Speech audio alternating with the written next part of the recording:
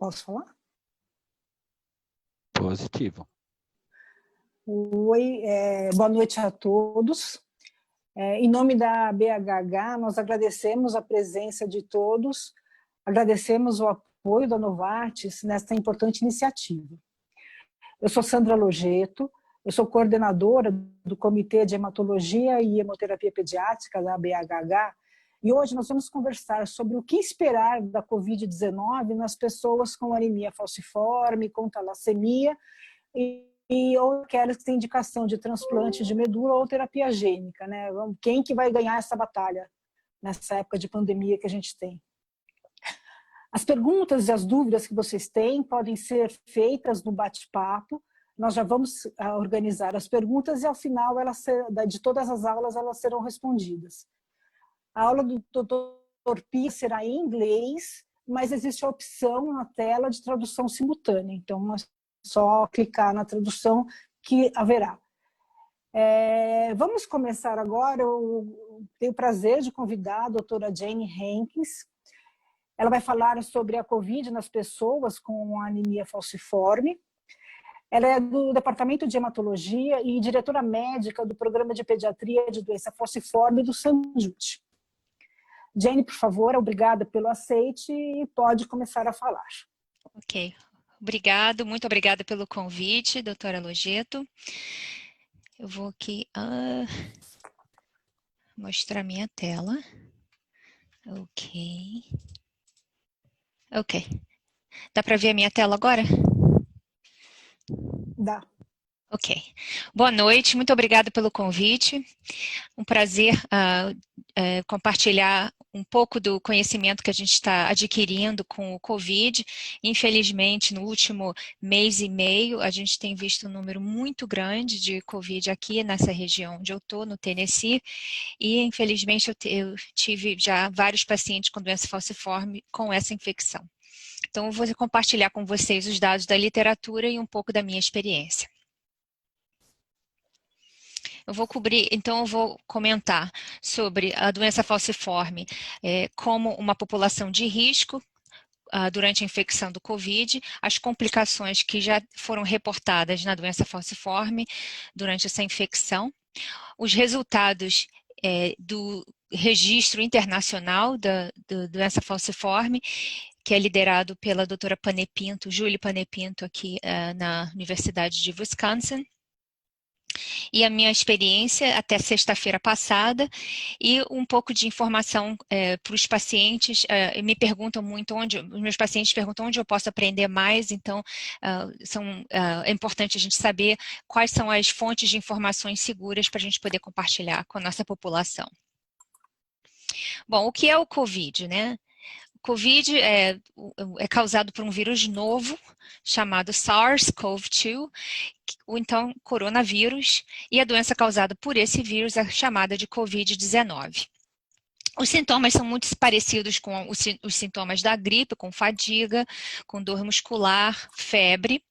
O que é novo é a perda, da habilidade do gosto, né, das comidas, do cheiro.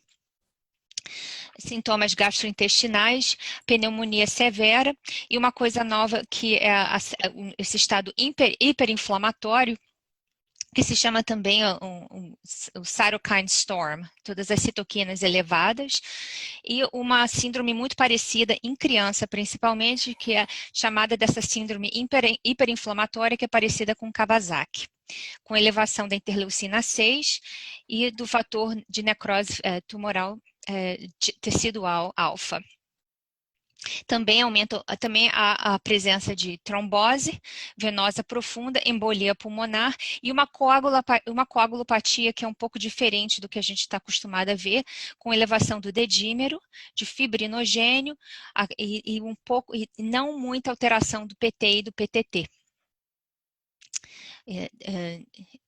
E linfopenia.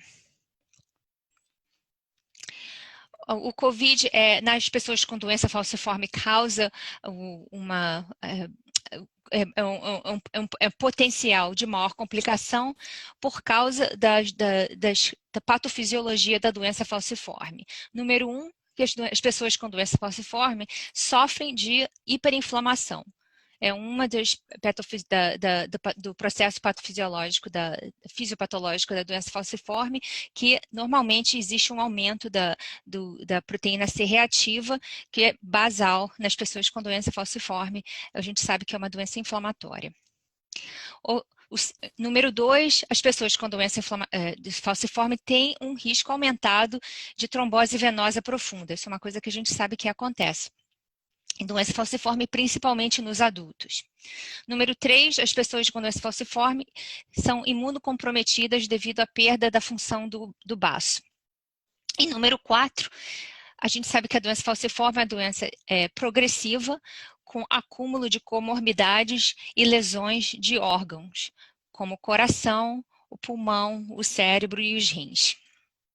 Então, por todos esses motivos, e por causa dos sintomas que a gente sabe que o COVID pode causar, há uma preocupação de que as pessoas com doença falciforme tenham uma forma mais severa da doença. E, de fato, o CDC, o Center for Disease Control and Prevention, considera a doença falciforme como uma das 8 condições com risco elevado de complicação durante o COVID. Entre elas estão o câncer, a doença renal crônica, a doença... Ok, então a doença falciforme é uma das 8 condições que são consideradas de aumento de risco de complicação do COVID. Câncer, doenças renais crônicas, doença pulmonar obstrutiva crônica, os transplantes de órgão sólido, obesidade com o BMI acima de 30, doenças cardíacas sérias, como a cardiomiopatia, a doença falciforme e o diabetes tipo 2. Até sexta-feira passada, eu revi a literatura inteira da doença falciforme com infecção de COVID. Eu achei 33 publicações e, no total, 134 casos entre crianças e adultos foram reportados. A apresentação mais comum da infecção do COVID numa pessoa de doença falciforme é a dor, é a síndrome álgica e a síndrome pulmonar, o acute chest syndrome. E o que é interessante é que a síndrome álgica pode ocorrer sem qualquer outro sintoma do COVID, sem febre, sem alteração respiratória, sem pneumonia, sem a síndrome pulmonar, só a dor. E nos casos relatados, foram pessoas que tiveram contato com outras pessoas que tiveram o diagnóstico do COVID, e o que se pensa é que a infecção do COVID, às vezes até assintomática, ela causa a síndrome álgica. Também foram reportados embolia pulmonar, síndrome torácica severa, com a pneumonia característica do COVID. Na gravidez, casos do Brasil mostram o que a gente vê aqui também, que durante a gravidez, a mulher que adquire o COVID, ela tem uma síndrome álgica muito severa e uma síndrome pulmonar também muito severa. Quanto aos exames laboratoriais, linfopenia é muito comum, o aumento das citoquinas, especialmente a interleucina 6, a proteína C reativa e aumento dos dedímeros. E pacientes que foram admitidos na UTI e morreram, a maioria foram adultos, principalmente acima da idade de 45 anos. E quanto ao tratamento que tem sido reportado até o momento, para síndrome pulmonar, a síndrome torácica severa, a transfusão de troca é a coisa que até o momento tem sido a mais efetiva no tratamento do COVID, causando síndrome pulmonar ou pneumonia na doença falciforme. Essa transfusão de troca é recomendada que seja começada mais cedo possível, e não se espere muito. Se você precisar dar uma transfusão simples, até a transfusão de troca está pronta para começar, também pode, mas não atrase o início da transfusão de troca. A dexametasona, existe um estudo grande da dexametasona que mostrou o benefício da dexametasona nos pacientes mais severos, principalmente aqueles intubados com pneumonia severa do COVID.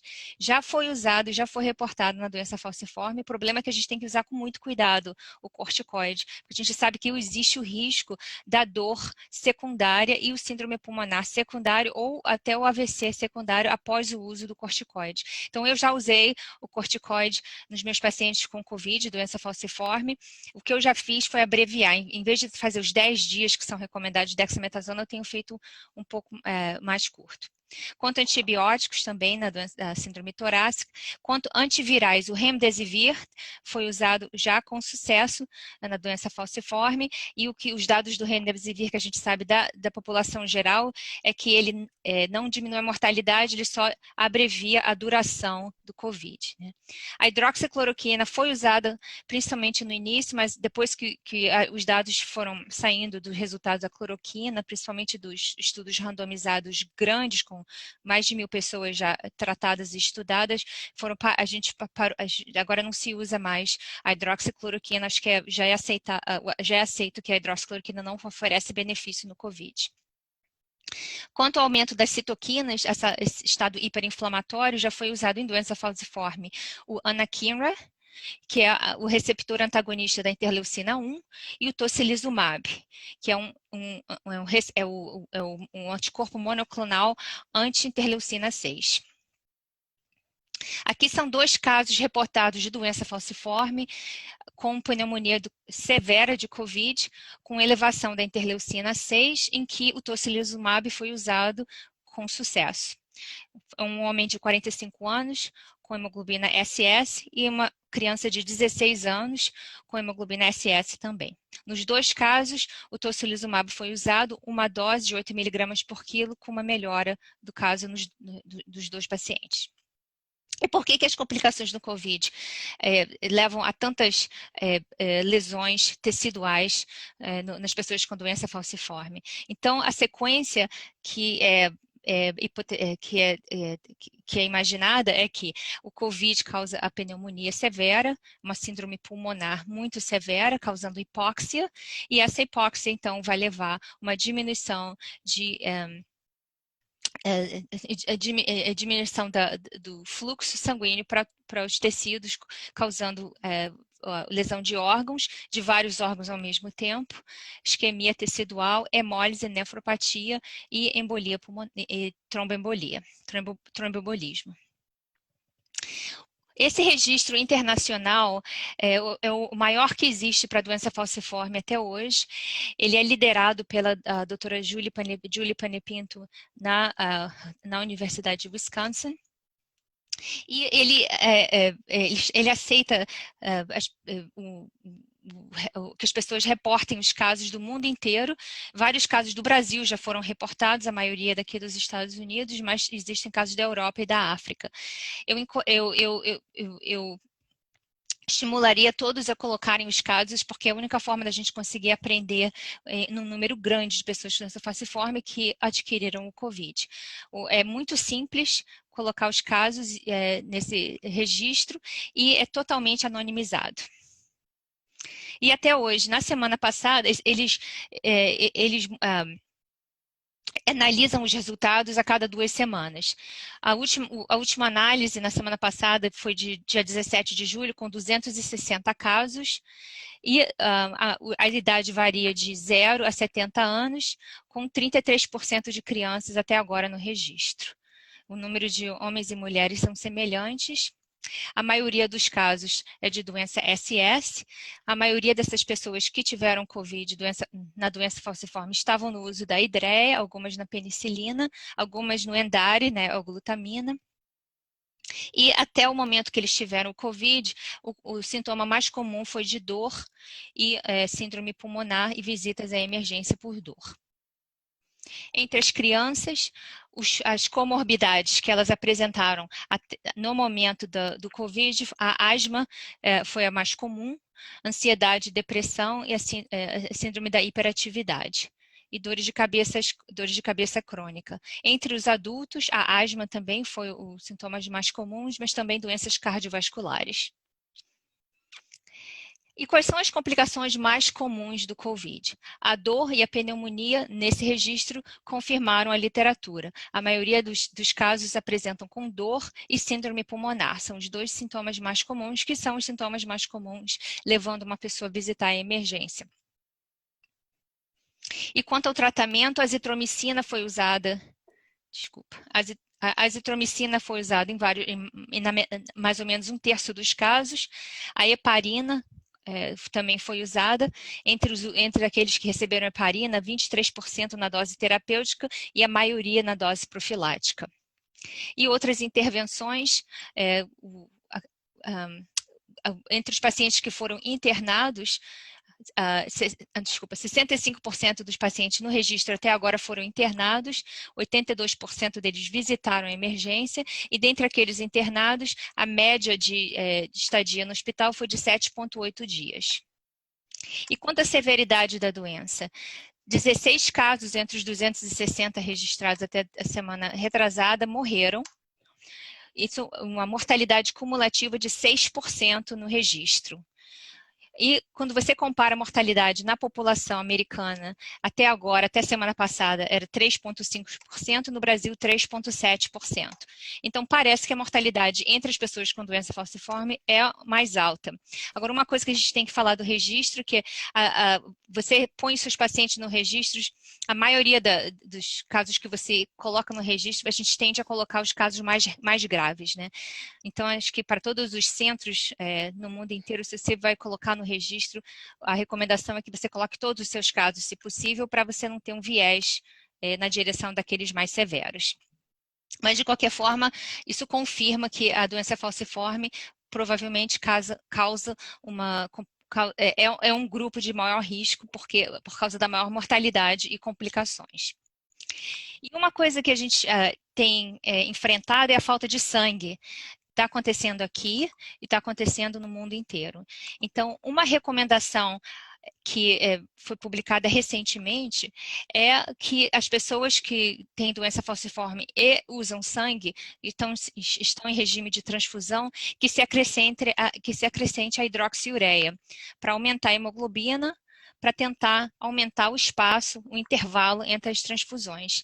Esse trabalho aqui foi publicado pelo grupo de Washington, da DC Children's, do Robert Nichol, e o que ele mostra aqui é esse esquema de transfusão, a quantidade de sangue que você usa em relação à hemoglobina pré-transfusão. Isso é para aqueles pacientes que estão recebendo transfusão mensal. E esse esquema de hidroxiureia com a transfusão tem proporcionado a esses pacientes aumentar a hemoglobina e diminuir a quantidade de sangue que eles usam por mês. E quanto à anticoagulação, eu mencionei que o risco de trombose existe e é aumentado entre os pacientes com doença falciforme. A Sociedade Americana de Hematologia, o ASH, ele não recomenda a anticoagulação total para os pacientes que... Isso aqui é para para todos os pacientes, não somente com doença falciforme. Para que não está recomendada a anticoagulação automática de todos os pacientes com COVID. O que está recomendado é a dose profilática da enoxaparina ou hemoglobina de baixo peso molecular em todos aqueles que estejam internados, independente dos testes de coagulação. Para os que estão internados com alguma história de trombose e que estão no regime de anticoagulação, eles recomendam continuar. Mas isso não é baseado em resultados científicos, não existem muitas publicações no assunto, então eu tenho que dizer assim com um comentário à parte, que os centros no mundo inteiro estão fazendo mais ou menos um tratamento diferente de acordo com as experiências dele. Então, o que eu estou mostrando aqui, esse fluxograma do Children's Hospital of Montefiore, em Nova York, que eles tiveram muitos casos de Covid em Nova York há mais ou menos 2 meses atrás, até 1 mês atrás. Então, eles adquiriram muita experiência em tratamento do Covid, inclusive no tratamento da anticoagulação e nos casos de trombose, e o que eles recomendam é que se comece com a dose profilática da enoxaparina em todos os pacientes internados, e eles recomendam monitorar o dedímero. Então, para a população geral, com o dedímero acima de 5, eles acompanhando o dedímero, se aumentar acima de 5, eles recomendam, então, aumentar a dose para a dose terapêutica. Mas esse fluxograma não foi ainda validado, eu só estou mostrando como exemplo de um grupo que usa esse tipo de protocolo. A minha experiência até agora, aqui no St. Jude, eu tive 17 casos de Covid nos meus pacientes com doença falciforme, todos crianças, e a idade variou de 9 meses a 17 anos até o momento. Isso até sexta-feira passada. A maioria dos meus pacientes tiveram sintomas muito leves, só 3 até agora precisaram ser internados, só um foi internado na UTI com sintomas de síndrome torácica severa. Ele ficou 6 dias ele tinha sintoma por 6 dias até que ele desenvolveu a pneumonia, e para ele eu usei o dexametasona, em vez de 10 dias eu usei 5 dias, ele melhorou. Eu não cheguei a usar o remdesivir, eu pedi, demorou 3 dias para chegar, quando chegou ele já tinha melhorado, então não dei. Agora eu usei a enoxaparina na dose profilática, e o dedímero dele estava elevado, e eu monitorei, e como ele foi melhorando, eu não aumentei a dose para tratamento, mas eu usei a enoxaparina. E quanto aos pacientes, muitos dos meus pacientes me pedem onde que eu posso ler mais, onde eu posso aprender, será que eu mando o meu filho de volta para o colégio, será que o meu filho fica em casa aprendendo, fazendo a aula virtual? Então, o que eu refiro a eles, a duas fontes de informação. Uma é o Sickle Cell Disease Association of America, o SCDAA, que tem muita informação para pacientes, e o CDC, que provavelmente tem umas fontes mais seguras de informação, e eles modificam as informações, eles estão sempre mantendo as informações atualizadas. Então, para terminar, as mensagens principais, eu resumiria em que a maioria dos casos com doença falciforme, com Covid, eles até agora estão indo bem, principalmente em crianças. A maioria dos casos que são reportados que morreram e que têm complicações piores são adultos. As complicações mais comuns são a dor e a síndrome torácica. Se o paciente desenvolver síndrome torácica severa, a transfusão de troca deve ser instituída o mais rápido possível. O tocilizumab talvez tenha um papel e já foi usado na doença falciforme. Eu acho que esse é reservado para casos que não melhoram. A coagulação profilática é recomendada para os pacientes hospitalizados, com a monitorização do dedímero e também do fibrinogênio, que aumenta. E considere acrescentar hidroxiureia se você precisar reduzir a utilização de sangue. E para aqueles que têm a síndrome da citoquina aumentada, a cytokine storm, você pode considerar o tocilizumab e o anakinra. E para as mulheres grávidas, a chance de ter um risco de uma dor severa ou outras complicações é bem alta. Obrigada.